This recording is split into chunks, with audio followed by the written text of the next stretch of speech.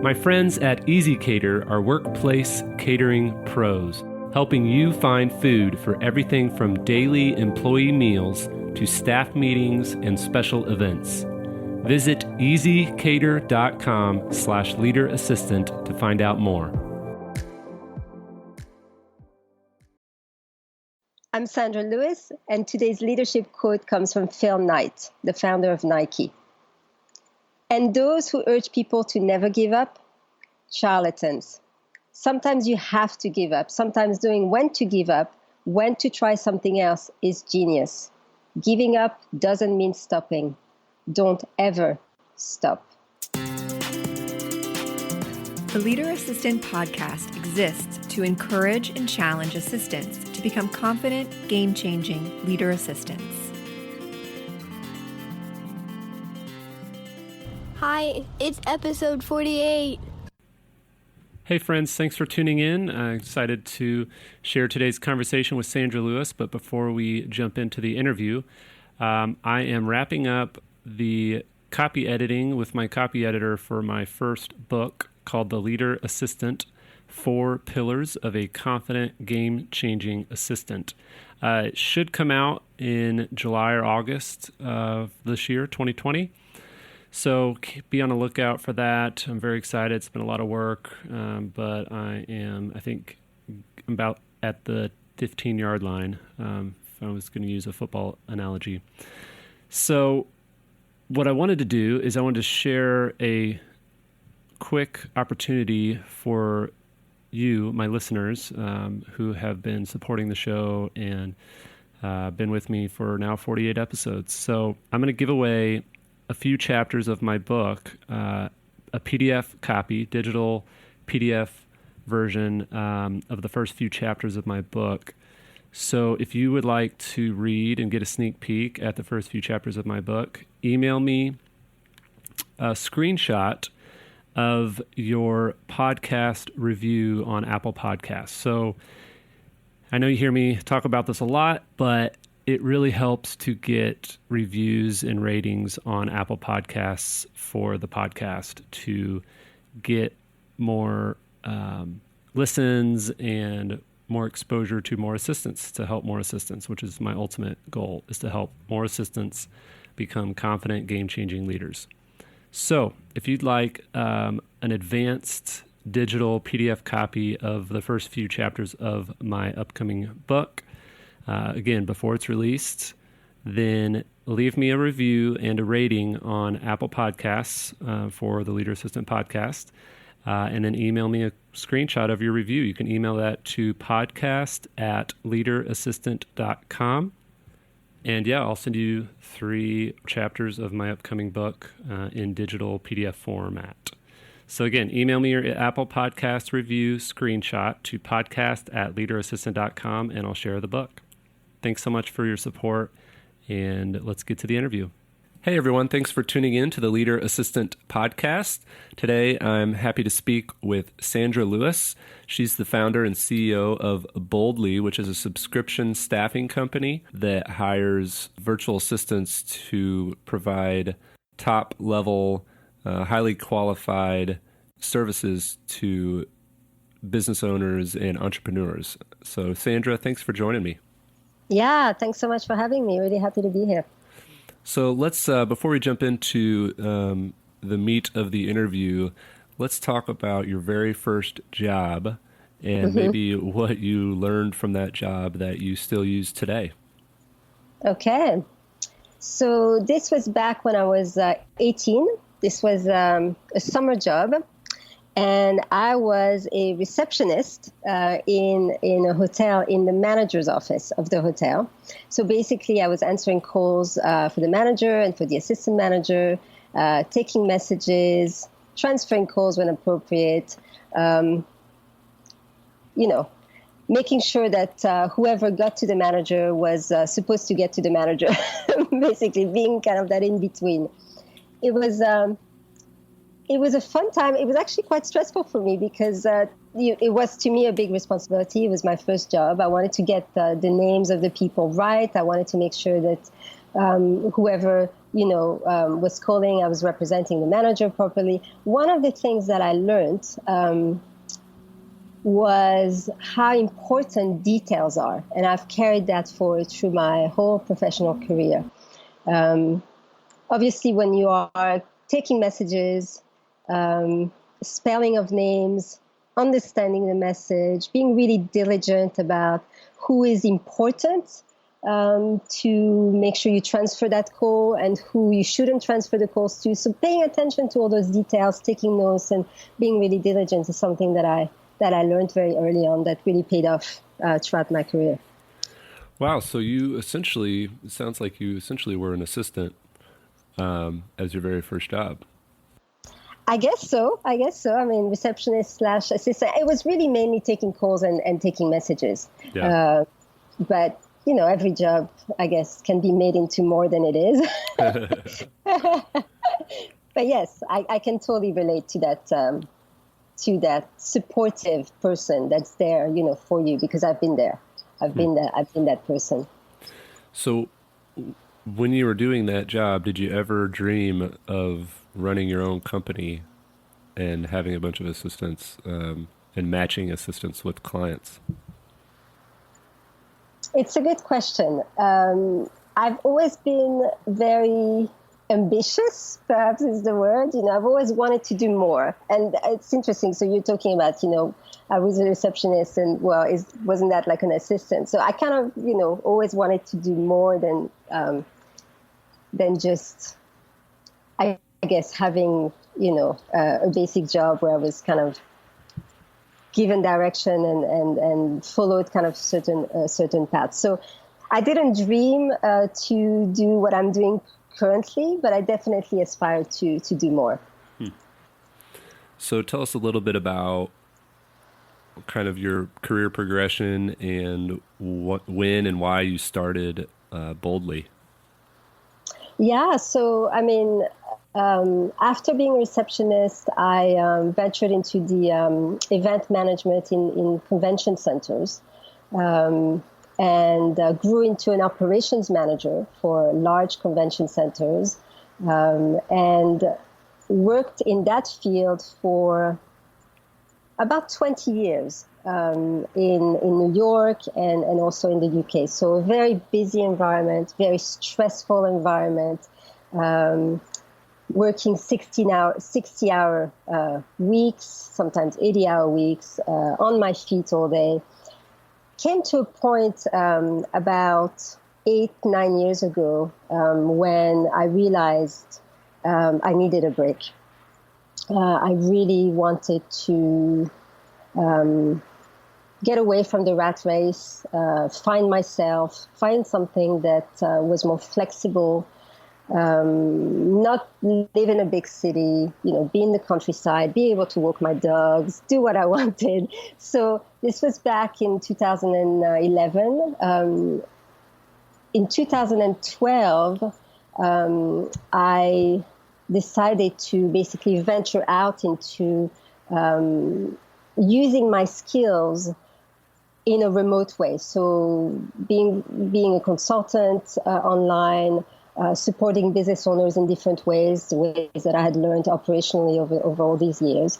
And it really grew from there. It grew very, very organically. You start kind of working with people. I mean, at the time, back in 2012 was the beginning of those online platforms where you can bid on jobs. And there was a lot of virtual assistants and remote work that was just getting started. And I started finding clients, and then it kind of grew from there, where clients started referring other clients, and I realized, my goodness, there could be an opportunity here for other professionals that are similar to me in a situation where they've had a career, they have got a lot of skills, but they don't want to be tied to a desk. They don't want the 9 to 5. They want the flexibility and the freedom to, perhaps live in remote locations when where there's no jobs that are easily accessible. So started assembling a team, and it really grew from there organically.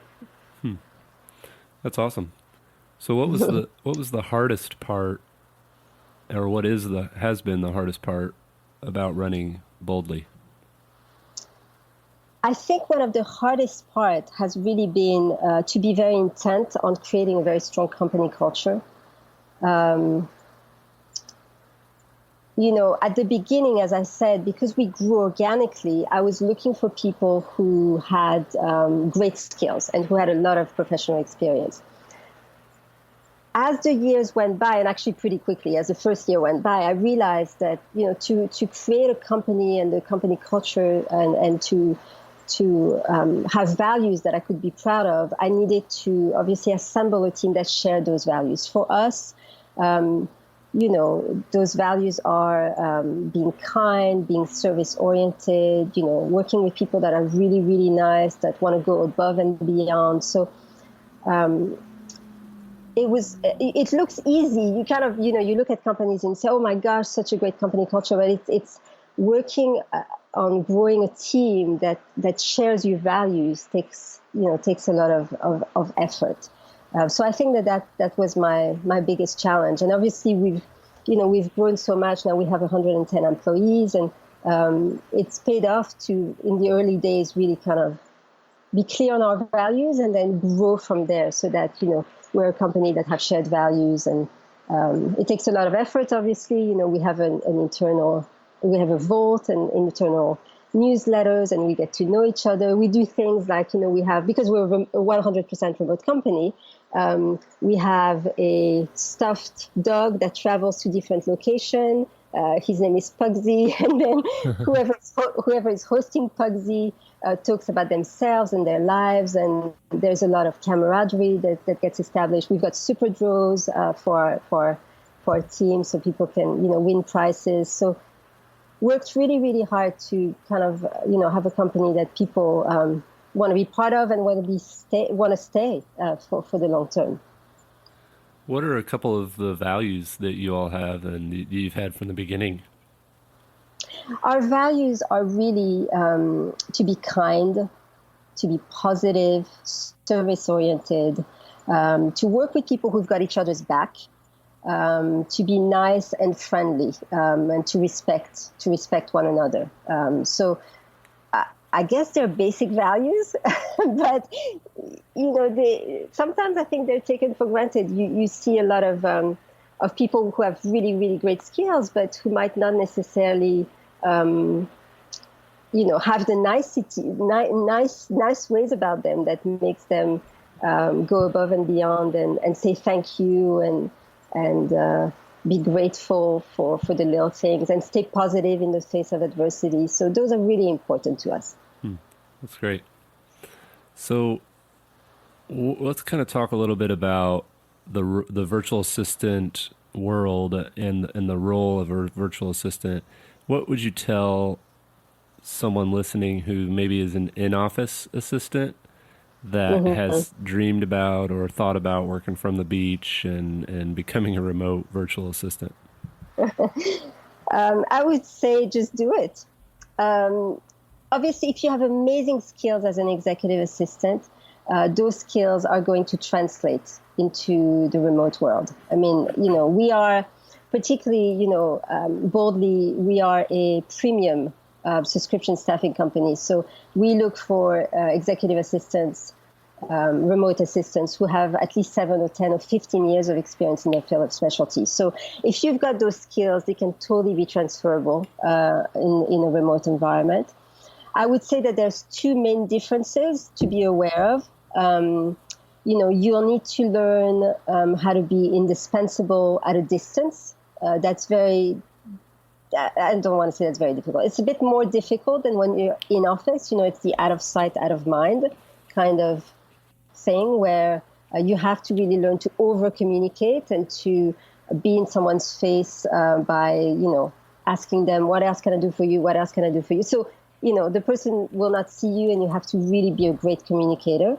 And the second thing I would say is you have to really be good, and I think most executive assistants are, at structuring your day.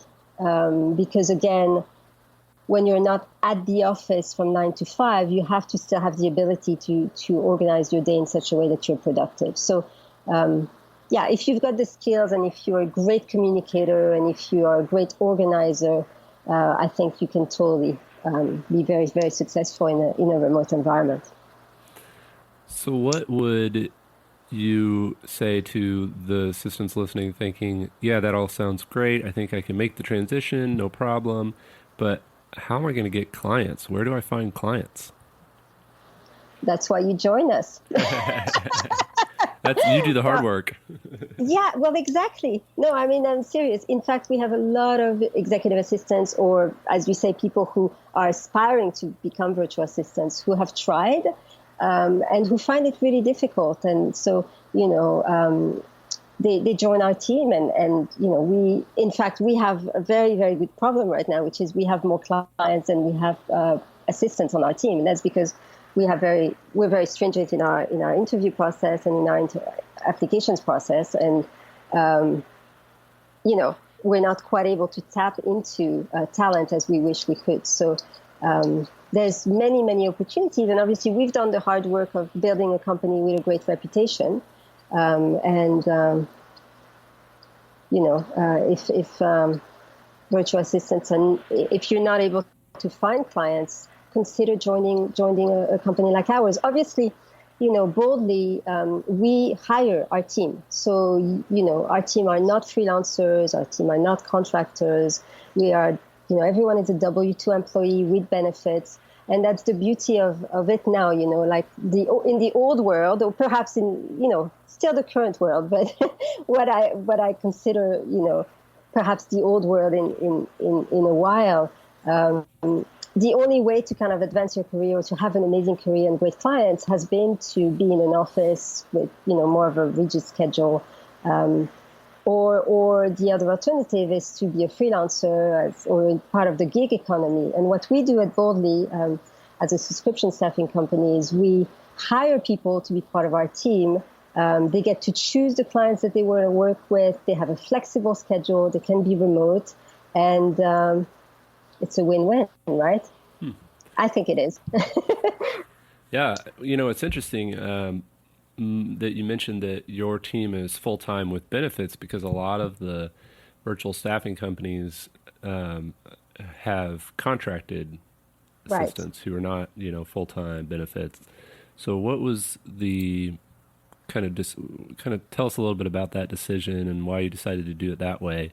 And I'm assuming that, just from first hear of this, I would assume that it kind of helps you find higher caliber assistants because they like the full time, they like the high level EA tasks, and they can't afford to lose their benefits or whatever. But yeah, what's kind of the decision point behind that?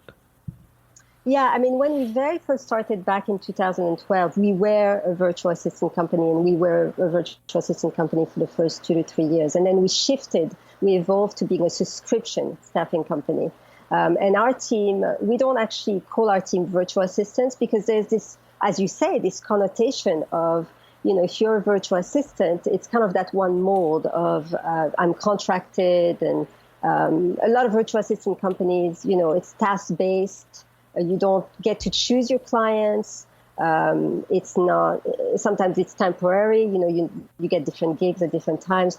We decided that we wanted to be just like any other company except remote. So, it's again, in the old model, business owners have to go through a lot of hassle to recruit people and to hire people, to register in a state, to pay taxes, or to manage a team, etc. So in the new world, businesses subscribe to everything. You subscribe to software, you subscribe to cars. But we thought, well, why can't you subscribe to staff? Which is where we then pivoted from being a virtual assistant company to being a subscription staffing company, where you subscribe to staff. We're an established company. We hire, Boldly, hires the staff. It's a win-win. We, as you say, we get great people that, want to continue in their career, but perhaps don't want the rigidity of the 9 to 5. Perhaps they want to be remote. They want to pick up kids. from school. 25% of our team are military spouses. So obviously they have to move, and it's a real challenge for them because every time they move, they have to find a new job. So now they can take their job with them, and it's been super, super successful, and we're so happy to be part of that movement. So businesses can now, tap into that talent, and yet the talent is still taken care of, which is how it should be, right? We all should be able to work, earn a living, and still somewhat, do it on our own terms and do it in a way that, life doesn't go by, and you can still have a life and have a career and have a life at the same time. So this is our concept, and we think it's beneficial to everyone. That's awesome. So how do you find these high quality assistants, and then kind of walk us through your interview process, maybe some questions you ask, maybe some tests that you have them take, what do you look for on resumes, all that kind of fun stuff. Okay. So your first question, how we find people, it's really, really hard. I think I talked earlier about how difficult it is to find really great people. Obviously, we are on major job boards that are specifically for remote. So, FlexJobs and Remote.co and Virtual Vocations are 3. We're on Glassdoor, and we use Glassdoor quite a bit to talk about subscription staffing and what we do. It's hard also because we're different, and to what I said earlier, people are, it's a new concept. A lot of people don't want to be freelancers, but, that's not what we're about, and yet we're remote. So but we do a lot of education around what subscription staffing is and why it would be amazing to join our company. So tell us about the interview questions and the process that you all use to weed through these thousands of applicants. Right. So we have a three interview process. So there's one interview which is pre-recorded with 6 questions that you can do in your own time, and then there's 2 in-person remote video interviews with real people. And as I was saying earlier, we're very big on values and on people, really sharing our values of kindness, of service-oriented. So we ask questions such as, if you're faced with a difficult situation, what would you do? And we look for people who see the positive and see the learnings in those difficult situations, who have the glass half full. We also ask questions like, tell us about something that you did that was successful. And we look for candidates who are not just speaking about themselves. I was so successful because I did this and I did that, and I'm so amazing. But also who attribute the success to others and to a team. That's really important to us, that people, are able to work as part of a team, are able to give each other credit. We work obviously with senior executives, founders, business owners, Fortune 500, Fortune 100 companies. We work with founders at Apple and Facebook and Grammarly. We have some very big clients. And we want, obviously, a team, and, we want executive assistants who will do everything they can to make these people succeed, and who will, again, see opportunities when there's a challenge, boost people up, uplift people. Because we all want to work with someone who's nice and who's got your back. So that's what we look for. Is there something on the resume particularly that you look for, or maybe some red flags even on resumes? So it's interesting. I mean, with resumes, one of our criteria to qualify is, to have at least 7 years of professional experience in your field, and obviously to have worked at a senior level, because again, our clients are at a senior level. So that's kind of what we look for. We look for the skills, for the hard skills. That's kind of it. I mean, obviously, if somebody has made a spelling mistake, that's a red flag, but that's kind of the obvious. With resumes, we just look for the hard skills and for somebody who we think has has the experience. An interesting factor, which I want to kind of mention here, in case people in your audience are wondering whether they would qualify if they're in that situation. We don't mind if you've had a gap in your professional career. 90% of our team are mothers, and many of them have had a career, 7 or 10 or 15 years, and then have stopped for a few years to be with their children, and that's completely fine. So we are very, very happy for you to re-enter the workforce with us. That's great. So what do you personally look for in an assistant? I think everything I've said will apply to me. somebody who's got my back, somebody who's genuinely nice and kind, and somebody who is open-hearted and who is positive. All these attributes is really what I think makes for a great partnership. And I think so much can be achieved when, when people are kind and nice, and when somebody, somebody makes a mistake and says, "Oh my gosh, I'm so sorry, I made that mistake." That's fine.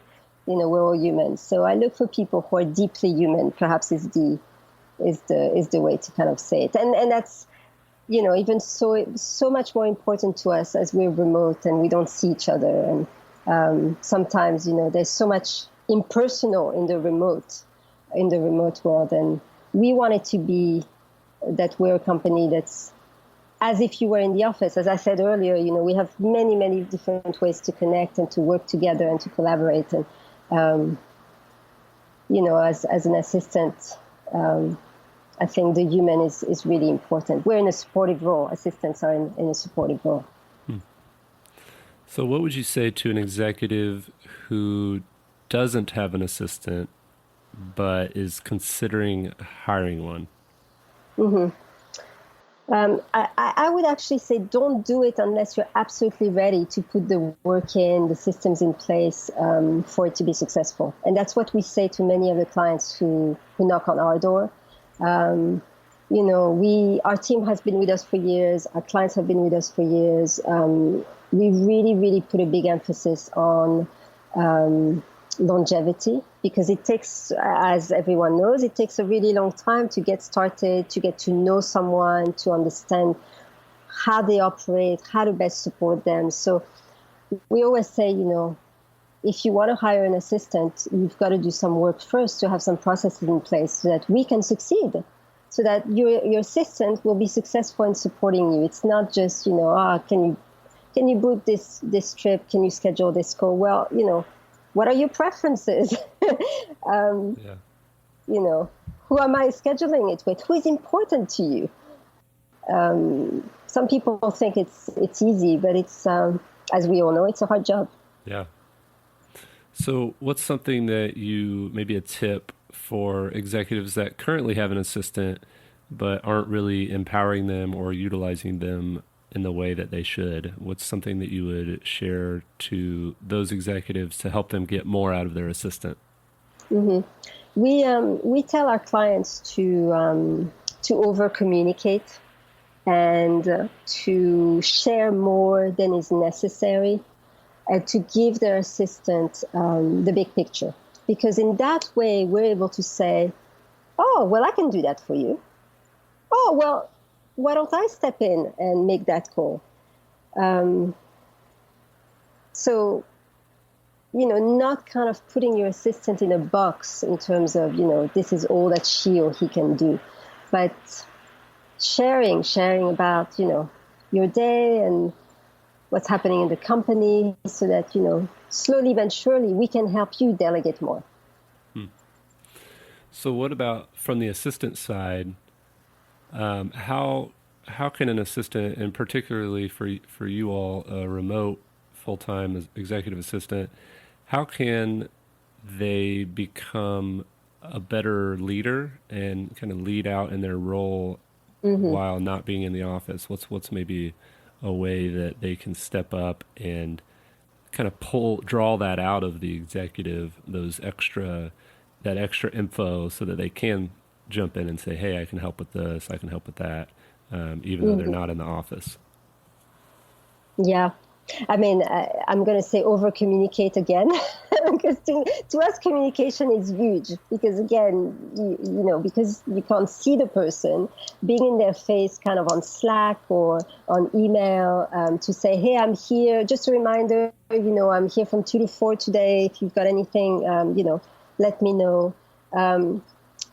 One of the things, though, that we try to work in terms of becoming better leaders and being better at what we do. I think whether you're an executive assistant or a remote assistant, I think it really kind of starts with knowing yourself better and knowing kind of the patterns and perhaps what holds you back, and finding ways to kind of overcome those. I mean, if you have a tendency to be shy and to be timid, then it's going to be really difficult to kind of get your boss to delegate more. So finding ways to maybe overcoming that, and taking an improv class. I mean, I'm just talking out loud, but kind of knowing yourself, I think allows you to kind of grow and lead better. Yeah, that's great. Well, Sandra, thanks so much for taking time out of your day, all the way from the other side of the world. You're in France right now, right? Yes, I'm in France right now. Yeah, so thanks so much for joining us and sharing your wisdom and sharing your story. How can we support you? Where would you recommend we check you all out? Yeah, so we're boldly.com, and anyone who's interested, obviously, in applying or in finding out more about who we are, there's a careers button right there on the homepage. So feel free to take a look at our jobs page. Awesome. Great. Well, I'll share that link and your LinkedIn link and all that fun stuff on the show notes so that people can find you and check out what you're up to. And yeah, thanks again for chatting, and I hope you have a great one. Thank you so much, Jeremy. Take care. Thanks again, Sandra, for a great talk. I hope you can check out her website, boldly.com. And again, check out the show notes at leaderassistant.com/48. And just a friendly reminder, if you leave a rating and review on Apple Podcasts, and then send me a screenshot of your review to podcast@leaderassistant.com, I will send you the first 3 chapters of my upcoming book in digital PDF format so that you can get a sneak peek. All right, we'll talk to you next week.